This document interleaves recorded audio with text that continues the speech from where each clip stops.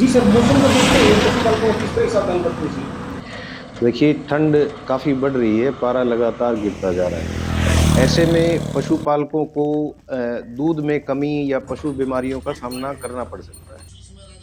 उससे बचाव के 2 मेन चीज़ें हैं जो पशुपालक को ध्यान रखनी है। एक है उसके प्रबंधन में, यानी मैनेजमेंट में, दूसरी है उसकी न्यूट्रिशन में, उसकी खुराक में। जो मैनेजमेंट की चीज़ें हैं, उसमें उसको ध्यान रखना है कि पशुओं को सीधी ठंडी हवा ना लगे। वो अपनी पल्लियाँ लगाए, खिड़कियाँ बंद रखे या कुछ और पर्याप्त उसका साधन देखे वो। सीधी हवा ना लगे और उसमें नमी ना रहे, उसके जहाँ उसके थान है, जहाँ पशु बंधता है, वहाँ पर नमी नहीं होनी चाहिए।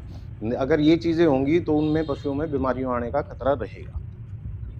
तो इनसे इसमें उन्होंने ये देखना है कि जो जहाँ पशु बैठता है, वहाँ सूखी या तो पराली नीचे डाल दे उसके या गद्दा रखे।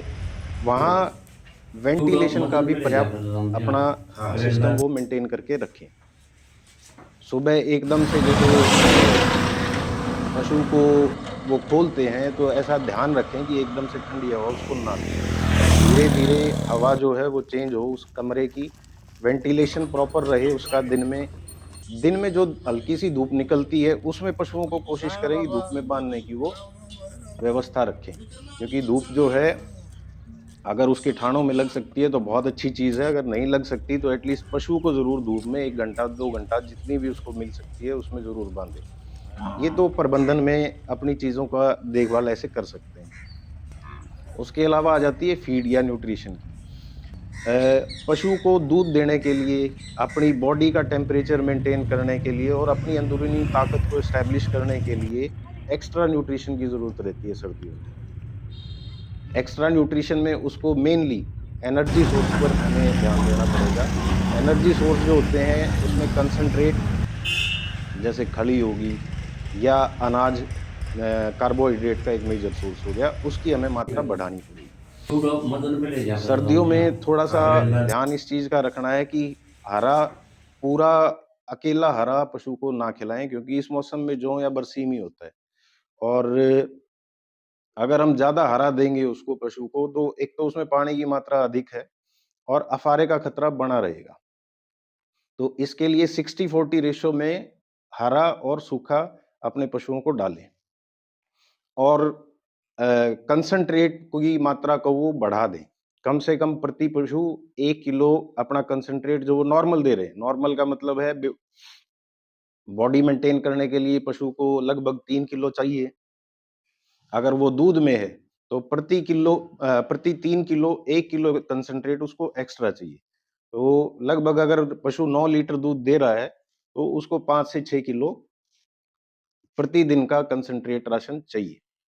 सर, गिरता हुआ जो तापमान है वह पशुधन के लिए कितना हानिकारक है? देखिए गिरते हुए तापमान में जो नुकसान हो सकता है पशु को, वो एक तो बीमारी का, एक दूध में नुकसान का।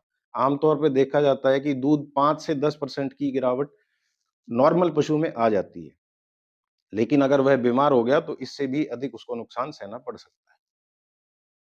आपका शुभ नाम sir? Doctor Ajmer Lathar, veterinary surgeon Julana. अमर की काम करे। जुलाना गए हैं जी। अच्छा।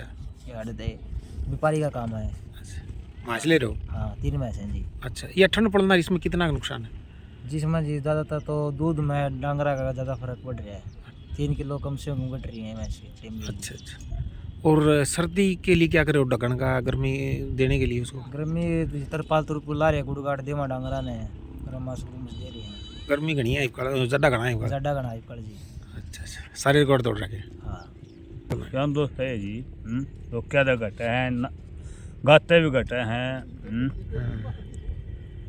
नानु मान पाते डांगरा की सकल इसी हो रहा है मैं ನಾನು ಅನ್ಪಂದೆ ನಾ ಕೆಮ್ಮೆ ಒಂದು ಬಂದ